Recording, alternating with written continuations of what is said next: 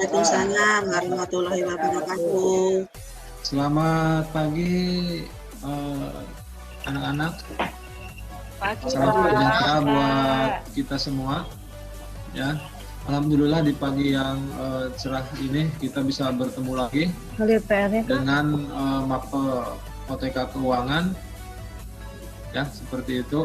Sebelum beranjak lebih dalam, saya ingin memeriksa kehadiran adik-adik semuanya ya. Totalnya di kelas ini untuk mapel saya itu ada 11 orang ya. Saya akan panggil satu-satu. Memang harusnya bernoita seperti itu kan, kita tergantung situasi dan kondisi. Tadi kan CTL ya, CTL itu sudah dimengerti ya untuk pendekatannya. Nanti model pembelajarannya bisa menggunakan problem based learning, ya, artinya metode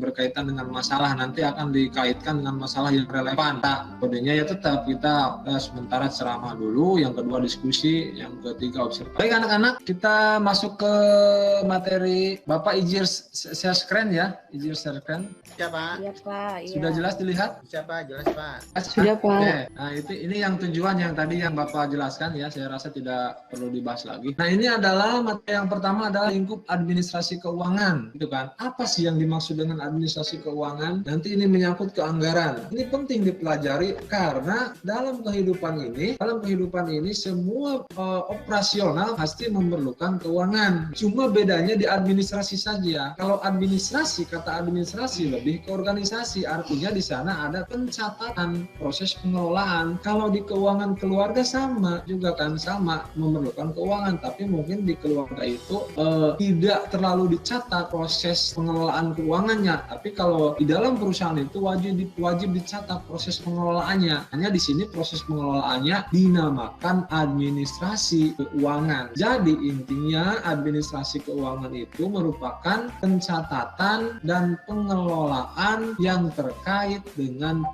keuangan, sehingga dalam proses keuangan tersebut ada laporannya, ya kan, ada laporan pertanggungjawabnya secara efektif dan efisien, itu seperti itu ya, bisa dimengerti ya, dipahami ya untuk administrasi keuangan. Nah selanjutnya 3 pola keuangan meliputi 3 pola nih, ada 3 nih dalam pengelolaan keuangan. Ada yang namanya pembuatan anggaran belanja, budgeting. Budgeting itu adalah anggaran. Ini kita berbicara dalam organisasi ya. Setiap organisasi itu untuk beroperasi, saya katakan tadi, untuk beroperasi itu perlu yang namanya anggaran ataupun budgeting.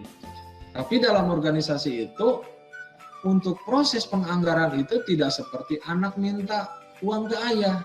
Ya, minta uang buat jajan, buat beli itu tidak bisa. Tapi di sini kita harus membuat anggaran belanjanya dengan ditulis item-itemnya, estimasinya berapa, estimasi yang didapat nominal dari pos-pos tersebut, dari item-item tersebut, baru diajukan untuk menyelesaikan atau untuk penyelenggaraan kegiatan tersebut. Maka di sana terciptalah budgeting atau anggaran. Nah, contohnya begini. Kalau Bapak kan di kelas 12 itu, di kelas 12 OTKP ini kan setiap tahun itu menyelenggarakan kegiatan uji kompetensi keahlian. Yang dimana uji kompetensi keahlian itu pasti memerlukan anggaran. Ya, ini sebagai contoh saja ya, Dek ya, anak-anak ya. Pasti memerlukan anggaran dalam kegiatan hukum tersebut. Contoh item dalam pos anggaran tersebut apa? Penggandaan soal misalkan ya, itu kan perlu anggaran. Menggunakan asesor dari luar, itu kan perlu anggaran. Untuk biaya konsumsi perlu anggaran. Penyiapan bahan dan alat, itu kan perlu anggaran. Karena kan dalam praktek nanti, dalam kegiatan uji kompetensi banyak yang harus digunakan bahan-bahannya. ATK yang paling utama, itu kan harus dimasukkan semua ke anggaran, seperti itu kan. Nah, dari sana kan sudah tahu fungsi anggaran belanja itu buat apa. Nah, dari kegiatan ya. Yang kedua, melakukan pembukuan, accounting. Accounting itu melakukan pembukuan, pengelolaan, pencatatan. Jadi anggaran itu dicatat, ya kan? Setelah dicatat itu ada laporannya, ada bukti transaksinya, segala macam dibukukan, sehingga laporan yang didapat itu sesuai dengan realnya, seperti itu ya. Yang ketiga adalah pemeriksaan keuangan, ini auditing. Nah, ini auditing ini nyambung dari pembukuan, dari accounting. Karena di dalam pembukuan accounting itu sudah jelas laporannya seperti ini, ya kan? Kita buat misalkan laporannya di Excel dengan sangat real sekali, pengeluaran, pemasukan, gitu kan? Dilampirkan lagi bukti-bukti transaksi. Sehingga pada saat ada proses pemeriksaan keuangan atau auditing, ya kita tinggal diserahkan saja ini buktinya loh Pak. Ini proses pengeluaran, ini proses pemasukan dana, ini auditing. Jadi kalau misalkan kita di audit itu kita sudah jelas, sudah real, bukti transaksinya sudah jelas. Jadi uangnya mengalir kemana itu sudah jelas, seperti itu ya anak-anak ya. Oke, kita ke materi selanjutnya. Nah, fungsi administrasi keuangan ada 4 nih fungsi administrasi keuangan. Yang pertama fungsi investasi.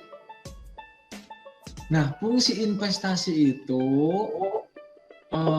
bagaimana dana dalam keuangan, administrasi keuangan itu produktif gitu kan. Artinya fungsi investasi itu meliputi pengelolaan dana ke dalam aktiva tetap yang akan digunakan untuk mencapai tujuan. Aktiva tetap dalam perusahaan itu seperti apa? Ya, misalkan mesin, tanah, gedung, peralatan penunjang yang memang masa pakai bisa di atas 1 tahun, 5 tahun seperti itu ya. Itu kan namanya fungsi investasi. Karena apa? Keuangan dibelikan ke alat-alat yang aktif tetap yang saya sebutkan tadi, itu kan produktif, ya, tidak konsumtif. Tahu kan produktif sama konsumtif?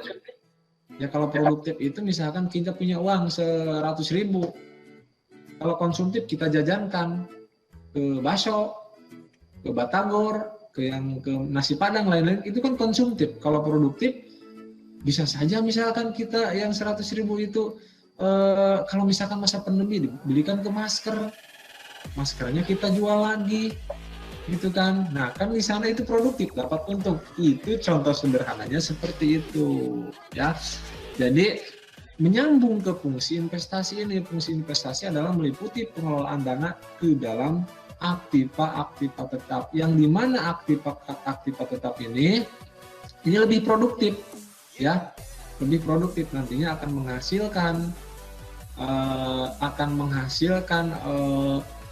menghasilkan sumber keuangan bagi perusahaan itu juga, gitu kan. Yang kedua adalah fungsi mencari dana. Pencarian dana ini sangat bermanfaat bagi perusahaan karena untuk menjalankan usaha, gitu kan. Dari mana? Misalkan dalam sebuah perusahaan itu sumber dananya dari mana? Bisa dana pribadi, ya kan? Ada dana dari hibah, ada dana dari penjualan saham. Kan proses seperti itu tetap harus dicatat dalam administrasi, ada administrasi keuangannya.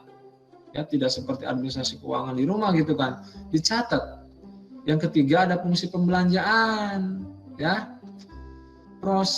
Fungsi pembelanjaan berkaitan dengan proses produksi maupun pendukung proses produksi, gitu kan.